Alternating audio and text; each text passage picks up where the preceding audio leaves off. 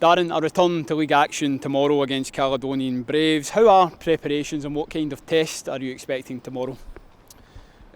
We took a few days off after Dunfermline, albeit we don't need the break now. Dunfermline was our 25th game of the season, only mid-November, so we felt there was no break this season, that we needed to get somewhere in the season. So we've took a few days off. The players have come back in at the start of the week and prepared the way they always do, which is fantastically well. We've had a few players away with the first team and a few players away with the international team, so we're looking forward to now getting back together and picking up where we left off. You talk about 25 games, that's a lot of games this season. How have the team in general coped with those different demands this season, including the UEFA Youth League? Brilliantly, but it was slowly catching up on us. We, when I say we, mainly down to the players and the staff, the sports science staff we have and the physios, managed the group excellently well, but just in the last number of weeks picked up injuries that we haven't had. So the kind of break that I was talking about came at a good time. The players that have picked up slight knocks are recovering and hopefully will be back with us soon. And as I said, the ones that had a break and have now come back in and prepared excellently well will be ready to go. You're looking back on the UEFA Youth League, Darren, how much of a benefit was that to go away and play these top level European academies?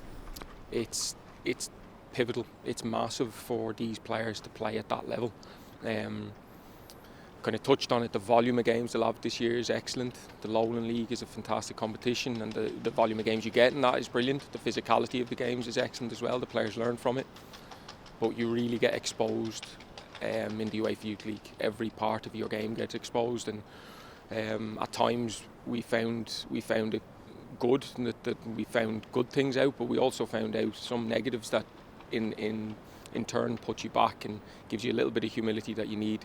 And I think the players saw that in abundance in the Champions League and enjoyed it. And then even just the fact of going to the first team games and be able to experience what they feel, and also feeling what they feel like when they get back from games, the fatigue you have, obviously coming back late at night and having to prepare for a game at the weekend.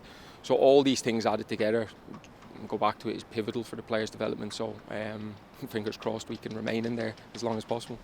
Bosun and Rocco, they joined the team out in Sydney for the games out there. It must be so pleasing when you see players make that pathway and see their efforts being recognised.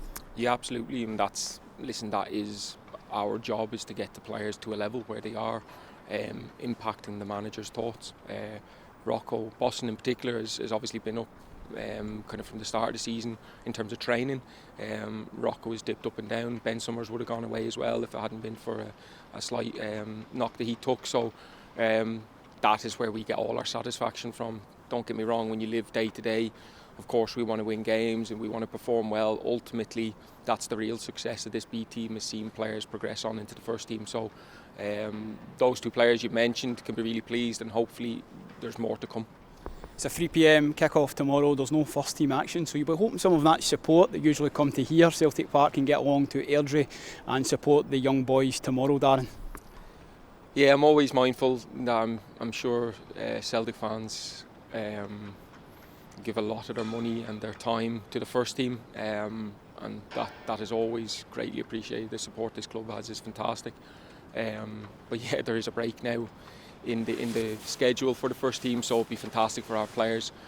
We try to give our players as much of an environment that replicates what the first team do. Now we can replicate what they do in terms of training, the physical outputs they have, the demands that are put on them. The one thing that we really can control, and it's very hard to mimic, is the pressures they're under a crowd. So naturally we're never going to get to the level of the first team and being able to replicate that, but with a break like this we might be able to bridge it a tiny bit. So if anyone had the time or the will to come down, it would be greatly appreciated. Well, let's hope they do, and good luck for tomorrow's game, Darren. Thanks very much.